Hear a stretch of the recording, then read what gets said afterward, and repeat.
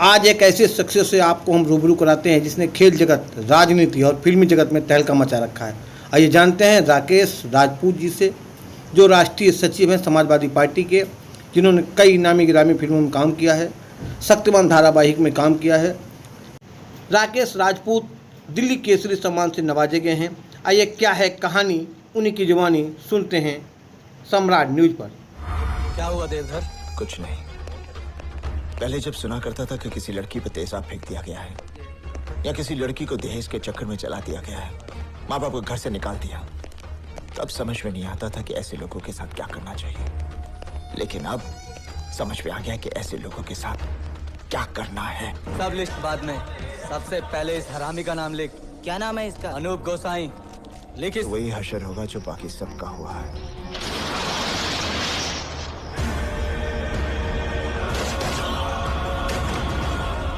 तो अंधा होना ज्यादा बेहतर है। जी, उस दिन मैं ड्यूटी पर था। आपकी बहन ने मुझे एक कागज का टुकड़ा दिया।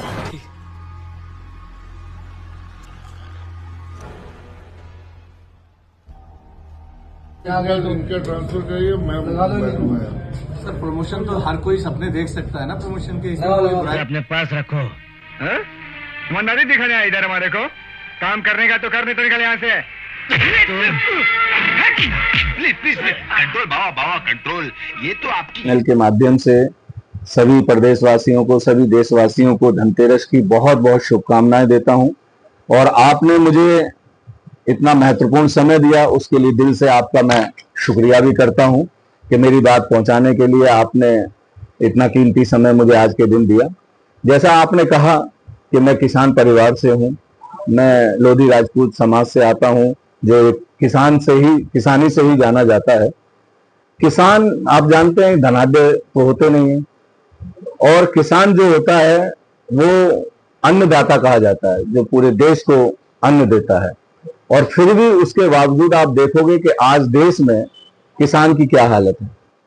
सबसे ज्यादा अगर दयनीय हालत आज भी है तो किसान की है। और पिछले इन 10 सालों में देखोगे आप, जितना किसान के साथ अन्याय हुआ है किसी और वर्ग के साथ नहीं हुआ होगा। क्योंकि आपने देखा 2019 की बात करें, हम पहले किसान की बात कर लेते हैं।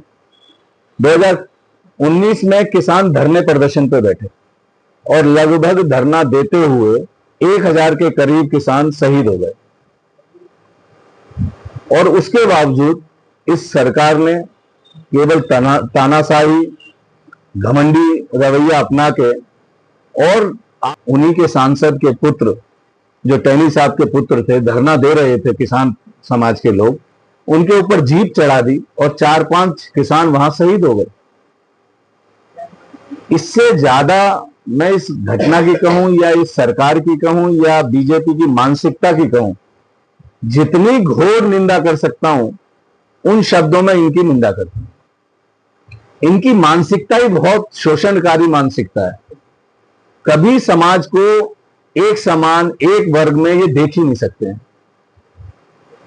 केवल लोगों को धोखा देना, और किसानों के साथ तो ये अन्याय कर ही रही है, इसमें कोई दो मत नहीं।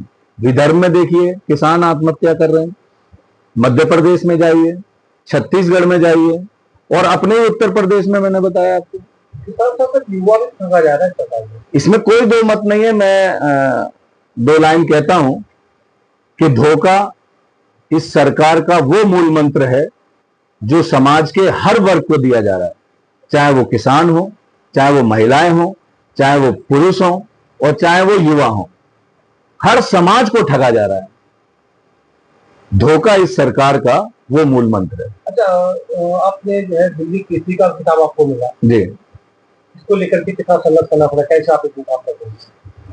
हम किसान परिवार से हैं। जब फसल कट जाती है तो खेत में हम लोग या तो खो खो खेलते थे, या पहलवानी करते थे, या कबड्डी खेलते थे। हमारे पास और गांव में तो कुछ ऐसे विशेष स्टेडियम या फील्ड ऐसे नहीं होते थे कि हम क्रिकेट खेलें या स्नूकर खेलें। खेलों को प्रोत्साहन भी नहीं मिलता था। खेलों को कोई प्रोत्साहन भी नहीं मिलता था, सच्चाई है।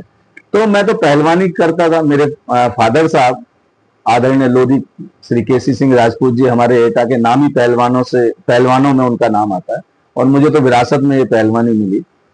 और उन्हीं के आशीर्वाद से मैं पहलवानी करता करता फिर मेरे गुरु ब्रह्मचारी जी जो पहलवान थे, उन्होंने कहा राकेश तुम्हारी बॉडी बहुत मस्कुलर है और आप अगर पहलवानी के साथ साथ बॉडी बिल्डिंग भी करेंगे तो मुझे लगता है हम दिल्ली केसरी बन गए।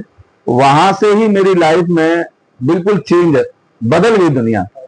इतनी नाम शोहरत पैसा मिला और वहां फिल्म इंडस्ट्री जो चकाचौंध की है, वहां से ही फिर मुझे ऑफर चालू हो गए कि इतनी खूबसूरत बॉडी तो इसको भी फिल्मों में ट्राई किया जाए, तो ऑफर आना चालू हो गया। आज तो हर युवा चाहता है कि फिल्मी जगत में हम उसको पदार्पण करने का मौका मिल जाए। जी जी। तो इस मुकाम को हासिल करने के लिए फिल्म इंडस्ट्री पहुंचने के लिए आपने प्रयास किया ऑटोमेटिक ऑफर आपका करने? नहीं, ऑटोमेटिकली हमारी तो सोच ही नहीं थी। हम कैसे हम जिन जैसे सन्नी देओल साहब हैं, इनको देख के तो हम पहलवानी करते थे। हम कभी सोच भी नहीं सकते थे कि उनके साथ कोई फिल्म में एक्टिंग करेंगे या उनसे कभी जीवन में मिल भी लेंगे। ये तो ईश्वर के आशीर्वाद से, माँ बाप के आशीर्वाद से, आप सब भाइयों के आशीर्वाद से एक परिस्थिति ऐसी बनी कि फिल्म अर्जुन पंडित की जब शूटिंग हो रही थी हरिद्वार में, तो हमारे परिवार के संबंध, मेरे बड़े भाई के संबंध फिल्म इंडस्ट्री से कुछ प्रोड्यूसर डायरेक्टरों से थे और दिल्ली में मेरे बड़े भाई के पास वो गाड़ियां थी। और जब बॉम्बे से फ्लाइट से सनी देओल साहब आए, राहुल रवेल साहब इस फिल्म के डायरेक्टर थे, NR पच्चीसिया साहब इस फिल्म के प्रोड्यूसर थे, और वो जब आते थे तो हमारे बड़े भाई की गाड़ियों से ही वो पहले दिल्ली में हमारे घर चाय पीते थे, फिर बाई रोड वो हरिद्वार आते थे। तो दिल्ली में हमारा जिम था, हम जिम चलाते थे। तो जब उन्होंने डायरेक्टर साहब ने हमारी फोटो देखी जिम में लगी हुई, NR पच्चीसिया साहब जो प्रोड्यूसर थे उन्होंने देखी, तो उन्होंने हमारे बड़े भाई से पूछा कि ये लड़का कौन है। उन्होंने कहा मेरा छोटा भाई है, तो बड़ी खूबसूरत बॉडी है, ये एक्टिंग कर लेता है। तो उन्होंने मजाक में कहा कि एक्टिंग क्या, ये रामलीला में बाली का किरदार निभाता है। तो रामलीला में किरदार करना और कैमरे के आगे करना थोड़ा सा अलग है, बट उन्होंने कहा कि कर लेगा, कॉन्फिडेंस है उसे। तो उन्होंने हमें बुलाया, मिलवाया, और वहां से ही उन्होंने कहा नहीं, हम इनको अर्जुन पंडित फिल्म में एक स्टूडेंट का कैरेक्टर देंगे और सन्नी देओल साहब के साथ। पहली फिल्म की शुरुआत अर्जुन पंडित से हमारी हरिद्वार से हुई। प्रमुख फिल्में कौन कौन सी? बहुत सारी फिल्में हैं। अर्जुन पंडित है, फर्ज है, माँ तुझे सलाम है, किस्मत है, इंडियन है, बिग ब्रदर है, बहुत सारी फिल्में की मैंने। अच्छा, बच्चों को प्रसिद्ध धारावाहिक शक्तिमान, जी, उसमें आपने कौन कौन रोल किया? मैंने बहुत, उसमें शक्तिमान तो आप जानते हैं उस जमाने में बहुत चहेता सीरियल था और बच्चों को ऐसा आभास होता था कि बस हम कूद जाएंगे तो शक्तिमान ही बचा लेगा। तो कई बार सामाजिक संगठनों ने उस पर रोक लगाने की भी डिमांड की थी। शक्तिमान का किरदार निभाते थे मुकेश खन्ना जी, और कुछ एपिसोड उसमें मैंने भी निभाए थे। उसमें मेरा एक डायलॉग बहुत फेमस हुआ करता था, कालों का काल, जी हाँ मैं हूं डॉक्टर जयकाल, अंधेरा छाएगा डॉक्टर जयकाल आएगा, अंधेरा कायम रहे। तो ये बहुत फेमस डायलॉग था उस समय। उसके बाद मैंने सच्ची घटनाओं पर आधारित एक सीरियल आता है सावधान इंडिया, उसमें मैं इंस्पेक्टर बन के आता हूँ। अच्छा, इसके बाद अचानक आपने राजनीति में कैसे करते हो? हाँ, ये आपका अच्छा सवाल है। मैं पहलवान, फिल्म इंडस्ट्री में और स्पोर्ट्स कोटे से मुझे मिनिस्ट्री से ऑफर आया और आदरणीय ऑस्कर फर्नांडिस साहब थे। जब 2004 में मेरे बड़े भाई लोकसभा का चुनाव लड़ रहे थे एटा से, कांग्रेस का, उसी दौरान मेरी मुलाकात ऑस्कर फर्नांडिस साहब से हुई और उनको मेरा भोलापन, सीधापन, बेबाकी से बात करना उनको इतना अच्छा लगा और उन्हें यह भी पता चला ये पहलवान है, दिल्ली केसरी है, तो उन्होंने कहा कि आप मेरे साथ मिनिस्ट्री में काम करिए। तब तक 2004 में कांग्रेस की सरकार बन गई थी, तो फिर उनके साथ सरकार में काम करने का मौका मिला। उसी दौरान नेताओं से मिलना जुलना, और तब मेरी जो एक सोच थी कि नहीं, सारे नेता झूठ बोलते हैं ऐसा मैं सोचता था कि, लेकिन उनके साथ काम करके मेरा नजरिया चेंज हुआ कि सारे नेता एक जैसे नहीं होते। उनके साथ काम करने का मौका, ईश्वर की कृपा कहिए, माँ बाप का आशीर्वाद कहिए कि मुझे शासन प्रशासन की नॉलेज हुई, तब से मेरा नजरिया चेंज हुआ और फिर मुझे लगा कि मुझे भी समाज सेवा करनी चाहिए और समाज सेवा का ही एक माध्यम है राजनीति। इसलिए फिर मैं धीरे धीरे। कांग्रेस को छोड़ने के बाद आपने समाजवादी पार्टी ज्वाइन किया, ऐसा क्या हो रहा है? एक्चुअली में नहीं, ऐसा कुछ नहीं, दोनों की विचारधारा एक है, दोनों की सोच समाज के प्रति समर्पित की है, समाज को आगे ले जाने की है, लोकतंत्र को बचाने की है, संविधान को बचाने की है, सभी समाज को समान रूप से देखने की है। तो इसलिए मुझे लगा कि दोनों की विचारधारा एक है। इसलिए फिर मैं आदरणीय सलीम शेरवानी जी के माध्यम से आदरणीय अखिलेश यादव जी से मिला और उनके व्यवहार से, मिलनसार व्यवहार से, बेबाकी से, समाज के प्रति उनका नजरिए से मैं इतना प्रभावित हुआ।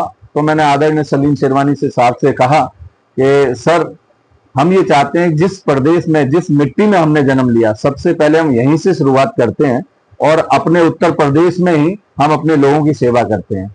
और आदरणीय अखिलेश यादव जी से अच्छा नेता, पढ़ा लिखा नौजवान नेता हमें नहीं मिल सकता है। ये हमारा सौभाग्य है। आदरणीय सलीम शेरवानी साहब के माध्यम से अखिलेश यादव जी से मिले और उन्होंने हमें आशीर्वाद दिया कि आप और हम मिलके इस उत्तर प्रदेश की तस्वीर बदलेंगे।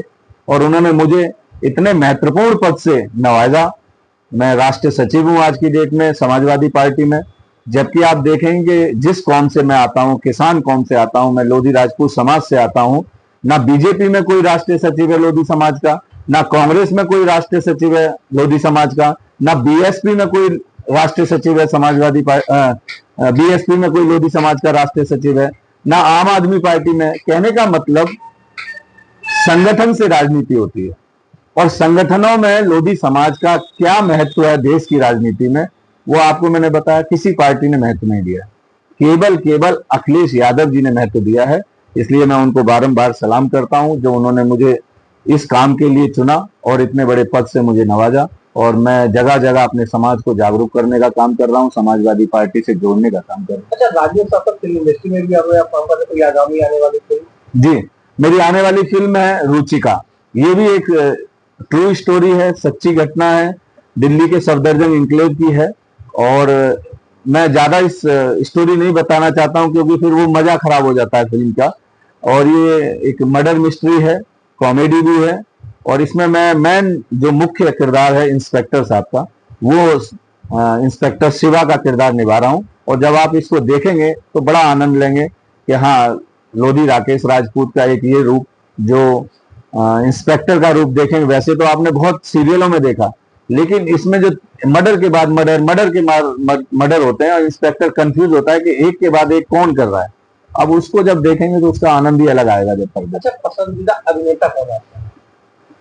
पसंदीदा अभिनेता तो बहुत सारे हैं क्योंकि मैं खुद एक पहलवान हूं और खासकर मैं कहूं तो सनी देओल साहब हैं, धर्मेंद्र साहब हैं, दलीप कुमार साहब हैं, ये मेरे पसंदीदा। अच्छा, राजनीति में सबसे किसको आप मार्गदर्शन करते हैं? मार्गदर्शन तो आदरणीय सलीम शेरवानी साहब का है, आदरणीय अखिलेश यादव जी का है। आज की डेट में तो उन्हीं के मार्गदर्शन में काम कर रहा हूँ। संदेश क्या देना चाहेंगे? संदेश ये है कि कुछ लोगों ने इस राजनीति को गंदा किया है।